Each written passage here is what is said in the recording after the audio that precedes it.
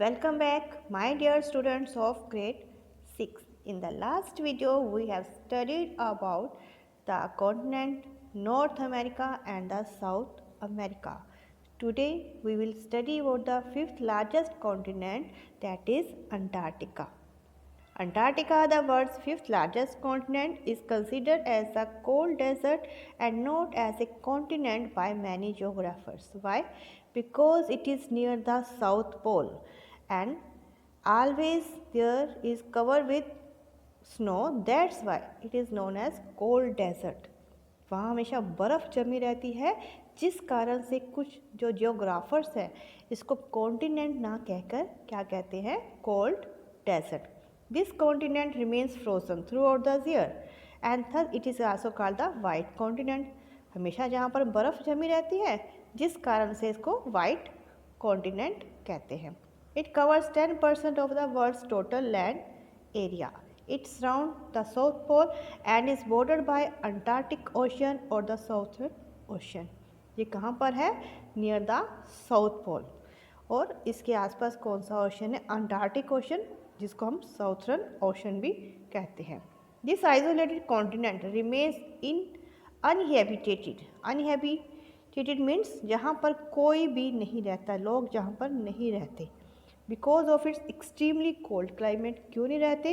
क्योंकि जहाँ पर क्लाइमेट बहुत कोल्ड है, क्योंकि it always cover with snow. There are no permanent settlement.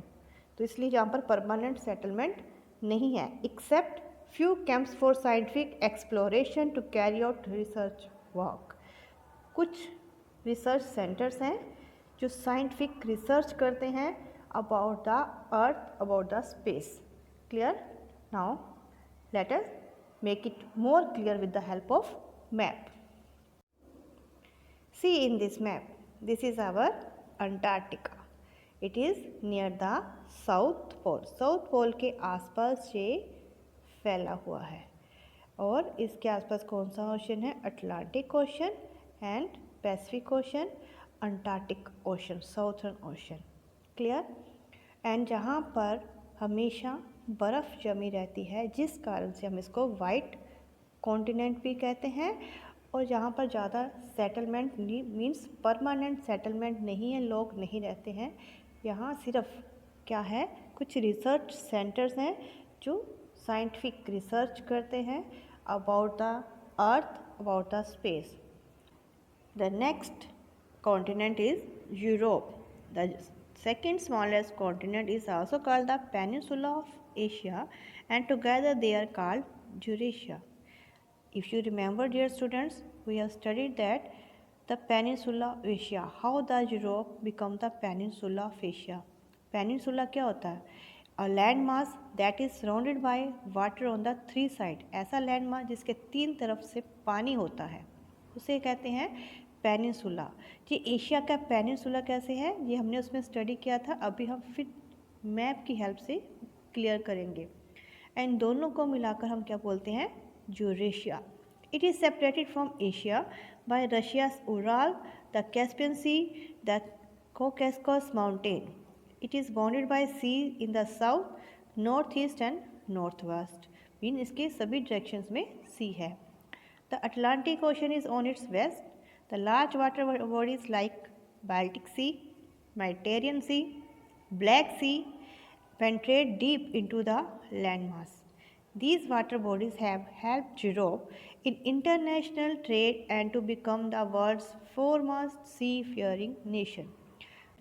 Most of its landforms include a large number of lakes which are of glacial origin. Glacial means क्या होते हैं glaciers?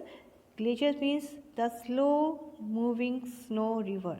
जो बर्फ़ की स्लो मूव करती हुई रिवर्स होती हैं उन्हें हम ग्लेशियर्स कहते हैं. और ज़्यादा जहाँ पर जो लेक्स हैं वो ग्लेशियर से ही बनी हुई है. With only 6.8% of land area, Europe dominated the world for 2 centuries. इसका टोटल एरिया कितना है? 6.8% of the total world's land area. पर ये यूरोप इतना पावरफुल है, that's why it dominated the whole world for 2 centuries. लगभग 200 साल तक इन्होंने यूरोप ने पूरे वर्ल्ड पर रूल किया. See with the help of map. It is our Europe, great Europe. अगर आप देखें तो जहाँ पर है एशिया, और एशिया से कैसे सेपरेट होता है, ये उराल माउंटेन्स हैं और ये कैस्कोस माउंटेन्स हैं जो इसको एशिया से अलग करती है। यानी एक साइड से ये एशिया मीन्स लैंड के साथ कनेक्ट है और इसके तीन साइड्स में वाटर है, Arctic Ocean, Atlantic Ocean and here Mediterranean ocean and black sea. That is why it is known as peninsula of Asia. Together we call it Eurasia. और यूरोप में जो वाटर बॉडीज है main Baltic Sea, Mediterranean Sea, black sea, और ये सभी तरफ जो वाटर बॉडीज़ हैं इसके that make it possible to trade with the other countries. दूसरी कंट्री के साथ सी रूट से ट्रेड कर सकता है। इसी कारण से ये वर्ल्ड्स फॉरमोस्ट सी फेयरिंग नेशन बन गया है कि मीन्स सी के थ्रू जो ट्रेड करता है उसके सब तरफ सी है। और जो मेन लैंडफॉर्म्स हैं, जहाँ पर जितने लैंडफॉर्म्स हैं include a large number of lakes, इसमें बहुत सी लेक्स भी हैं और जो लेक्स किससे बनी हुई है, ग्लेशियर से बनी हुई है। Clear the location of the Europe. Okay, now our next continent is that is Australia. Australia is the smallest continent of the world. The smallest island continent was discovered in the 18th century. Island क्यों कहते हैं? Because Australia के 4 side चारों तरफ water है, water bodies हैं, that's why this continent is also known as island continent. और इसको कब डिस्कवर किया गया? 18th सेंचुरी में। Until the coming of the Europeans in 18th century, its original inhabitants called the Aborigines. अगर जब तक यूरोपियन यहाँ पर नहीं आए थे तब तक जो लोग यहाँ रहते थे उन्हें हम क्या कहते थे? Aborigines. Lived there for 40,000 years, lying entirely in the southern hemisphere. और ऑस्ट्रेलिया पूरी तरह से साउथर्न हेमिस्फीयर में लाई करता है।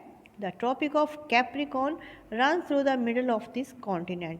और Tropic of Capricorn इसके मिडल में से जाती है और ऑस्ट्रेलिया को 2 पार्ट्स में डिवाइड करती है। It is about twice the size of the India, but has a population which is 35 times less than that of India. इसका साइज तो इंडिया से बड़ा है पर जहाँ पॉपुलेशन बहुत कम है as compared to India. Though surrounded by Pacific Ocean, the Indian Ocean on the all sides, most of the continent is desert. इसके सभी तरफ वाटर बॉडीज़ हैं पर फिर भी एक डेजर्ट है। It has an island in the northwest also known as Oceania. This continent is drained by 2 small rivers, Murray and Darling, जहाँ की जो मेन रिवर्स हैं Murray and Darling हैं। On the northeast coast lies the Great Barrier Reef. It runs about 2000 km under the shallow water of the sea. This is our Australia. Australia entirely lie in the southern hemisphere. Southern part में है और इसकी चारों तरफ water bodies है, that is why it is known as the island continent. Clear? Indian Ocean, Pacific Ocean, Antarctic Ocean, सभी तरफ water body होने के कारण हम इसको क्या कहते हैं? That is island continent. और जहाँ पर अगर मेन वाटर बॉडीज़ हैं that is म्यूरे and darling. On the east side of the Australia, there is a great barrier of reef that make the boundary line of the Australia. It is under the shallow water of the sea. Clear? Now first we make it clear what are the reef. See in this picture क्या होता है? The tiny skinny organism, जो छोटे छोटे सी के अंदर organism होते हैं that is कोरल पॉलिप्स। जब वो डेड हो जाते हैं, जो उनके स्केल्स होते हैं, जो स्केलेटन्स होते हैं, एक जगह पर जमा हो जाने शुरू हो जाते हैं और काफ़ी साल बाद वो एक लैंड फॉर्म की शेप ले लेते हैं और दे लुक लाइक दिस। वो सी के अंदर से एक लैंड फॉर्म की तरह नज़र आते हैं, नोन एज अटोल्स। क्लियर? सी के बाहर उनकी जो क्रस्ट नज़र आनी शुरू हो जाती है। और ऐसा ही जो लक्षद्वीप आइलैंड्स है वो भी कोरल रीफ्स बना हुआ है, उसी को हम कोरल आइलैंड भी कहते हैं।